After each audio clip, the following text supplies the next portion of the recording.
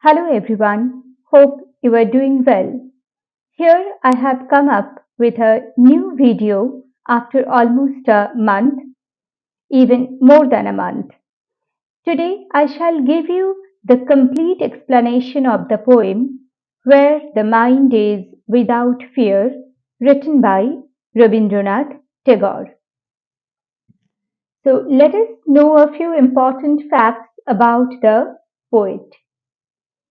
Rabindranath Tagore was born in 1861 and he died in 1941.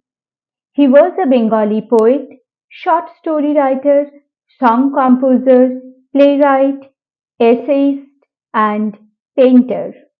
He introduced new prose and verse forms and the use of colloquial language into Bengali literature. In 1913, he became the first non-European to receive the Nobel Prize for Literature for his immortal creation, Gitanjali.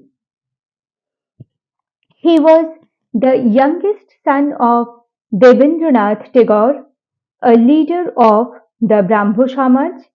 He was educated at home. At 17, he was sent to England for formal schooling, but he did not complete that. He started an experimental school at Shantiniketan, which later evolved into Vishwabharati University. He also participated in the Indian nationalist movement. So, here we cannot capture the literary talent, literary excellence of uh, literary genius like Tagore within a few slides or in a short video. Okay, so I have just mentioned the major works or the most important works of Tagore here in this slide. Among his 50 and odd volumes of poetry are Manushi, Shonar Tori, Gitanjali, Gitimallo, and Balaka. Tagore's major plays are Raja, Dagghor, Achalayatan, Muktadhara, and Raktokorobi.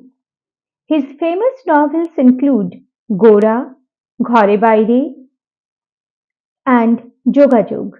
He also wrote musical dramas, dance dramas, essays of all types, travel diaries, and two memoirs.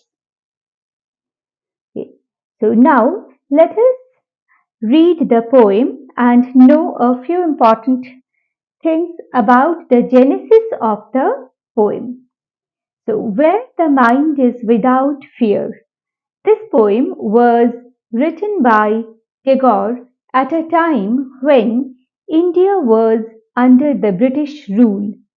It was originally composed in Bengali, possibly in 1900, under the title Prarthana, meaning prayer. It appeared in the volume called Noiveddo in 1901. Later, in 1911, Tagore himself translated the Bengali poem into English, and that translation appeared as Poem 35 in his Nobel winning anthology Gitanjali, that is, Song Offerings. Through this poem, Tagore reveals his own concept of freedom. Written in the form of a prayer, this poem seeks true freedom for all, especially for those who are colonized by a foreign power. He wants true freedom for all his countrymen. Through this poem, he envisions a new and enlightened India where everyone is free. Where the mind is without fear is a poem in which Tagore reveals his personal quest for the divine as well as his earnest prayer to the Almighty to awaken divinity in his countrymen. This poem expresses the intensity of the feeling of freedom. The poet wants to convey that in order to enjoy freedom, be it in personal life or in country, people must be fearless, self dignified, knowledgeable, truthful, hardworking, and broad minded. Now, let us move on to the line by line explanation of the poem. Where the mind is without fear and the head is held high. So, this is the very opening line of the poem. Tagore here envisions a country where people enjoy true freedom, where they are free from any kind of fear of oppression, where people live a life of dignity with their heads held high. Tagore envisages an ideal nation that is liberal in outlook and united in strength. He wants his people to understand the value of living in a free and united country where knowledge is free. This is the second line of the poem. So the poet dreams of an India where knowledge is freely available to all, irrespective of caste, creed, religion, class, and gender. Knowledge must not be restricted to the privileged few.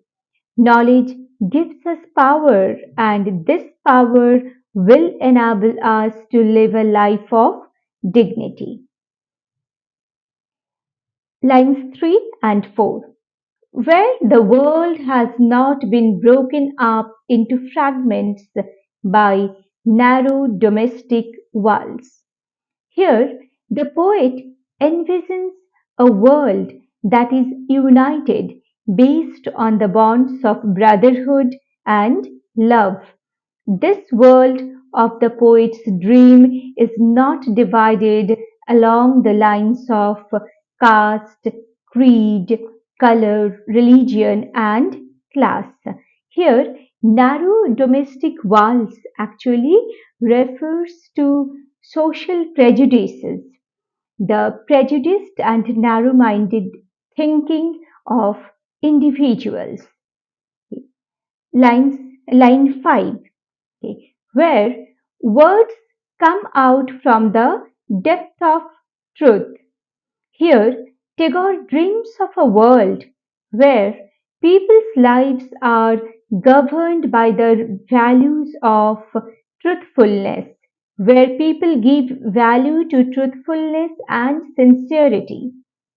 Words must not be superficial, they should come out from the depth of our hearts. Line 6, where tireless striving stretches its arms towards perfection. The poet wants everyone to work tirelessly to achieve their goals and work ceaselessly to reach the level of perfection. People should not become lazy and waste their time in meaningless activities. Instead, they should work tirelessly for the betterment of themselves and, in turn, their country. Lines 7 and 8. Where the clear stream of reason has not lost its way into the dreary desert sand of dead habits. Here, the poet compares reason with a clear stream and dead habit with a dreary desert sand. He wants reason to guide people's way in his new world. He championed reason or rationality over superstitions, meaningless rituals, and baseless cultural practices. He wants the clear stream of reason not to lose its way into the dreary desert sand of dead habits. So, students, notice here that how beautifully the poet has conveyed his message that dead habits, the meaningless rituals that people follow, that will lead the country only to become a kind of desert, dreary desert sand. So, these dead habits are actually sands of the desert. It will uh, deprive the country of a life that the poet is dreaming of.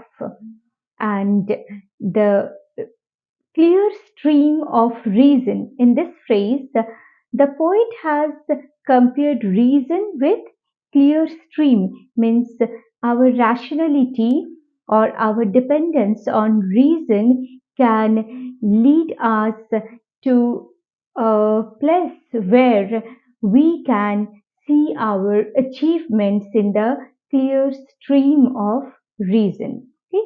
So, metaphor that has been presented very beautifully.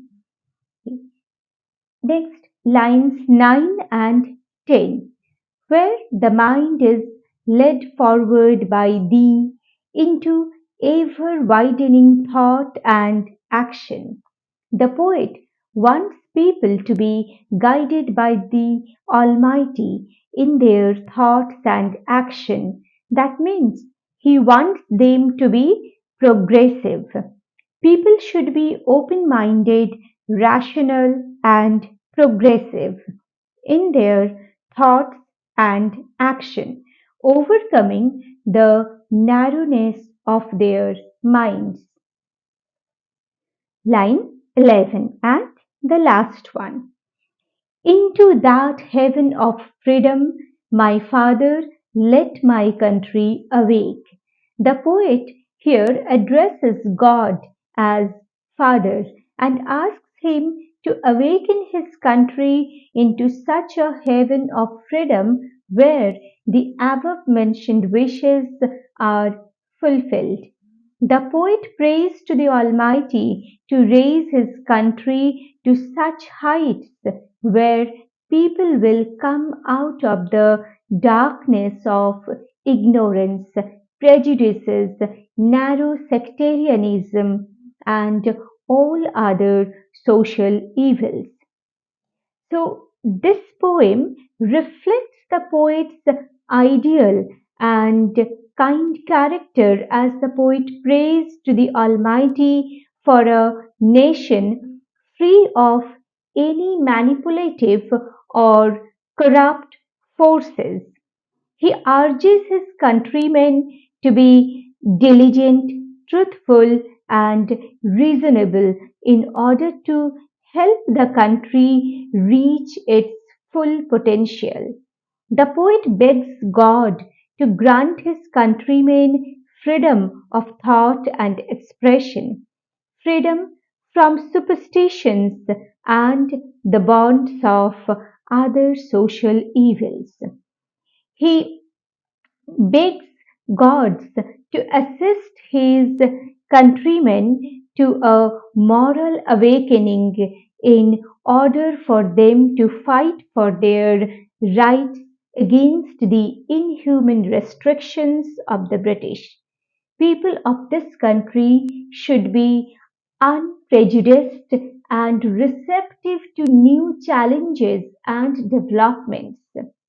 The poet wants a decent and dignified life for each one of his countrymen. So, Students and other viewers, I hope you find this explanation useful. If so, do let me know in the comment section.